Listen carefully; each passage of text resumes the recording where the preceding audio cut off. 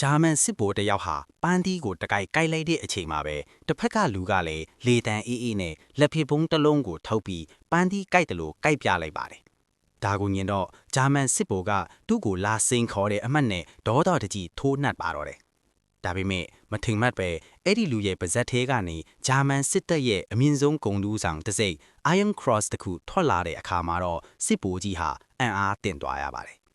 အဲ့ဒီလူဟာရက်မနီပဲမျက်လေးပြသလိုမျိုးစစ်ဗိုလ်ကြီးရဲ့အိတ်ထဲကလက်ပတ်နာရီကိုခိုးယူပြလိုက်ပြီးရေတွင်းထဲကိုခုန်ချသွားခဲ့ပါတယ်။စစ်ဗိုလ်ကြီးကသူ့ကိုပြန်ဆွဲတင်ပြီးရန်လုဖို့ပြင်ပေမဲ့နာရီကသူ့အိတ်ထဲကိုဘလို့ပြန်ရောက်သွားမှမသိပြန်ရောက်နေတာကိုတွေးလိုက်ရပြန်ပါတယ်။အဲ့ဒီနောက်မှာတော့သူဟာဂျာမန်စစ်သားတွေရေမိုးပျော်ရွှင်သွားအောင်ရေစရာပြက်လုံးတွေကျွမ်းပါအသက်တွေနဲ့အာယုံလွဲပါတော့တယ်။တကယ်တော့ဒါဟာအစီအစဉ်တစ်ခုပါ။ဆိုဗီယက်စနိုက်ပါသမားတွေနဲ့စစ်သားတွေကဝိုင်းထားပြီးသားဖြစ်ပြီးဓားစကန်အမျိုးသမီး2ယောက်ကိုကယ်ဖို့အခွင့်အရေးစောင့်နေကြတာပါ။သူဟာစီပိုင်းအီးကိုဝစ်ပြီးကတာလိုက်အင်ကောင်မိုးပေါ်ကနေလေကားနဲ့အစွမ်းပြလိုက်လုံရင်းစစ်သားတွေကိုလုံးဝအပန်းဖြီခိုင်းလိုက်ပါတယ်။ဒါပေမဲ့စစ်ဗိုလ်ကြီးကတခုခုမှားနေပြီဆိုတာရိပ်မိသွားပြီးဓားစကန်တွေကိုတတ်မယ်လူချင်းခောက်ပြီးသူ့ကိုအောက်ဆင်းခိုင်းလိုက်ပါတယ်။သူဟာအောက်ကိုအရှိန်နဲ့ခုန်ချလိုက်တဲ့အတွက်တီဗီအထက်နဲ့စစ်ဗိုလ်ကြီးကသွားကြည့်တဲ့အချိန်မှာတော့ဓားစကန်တွေဟာမရှိတော့ပါဘူး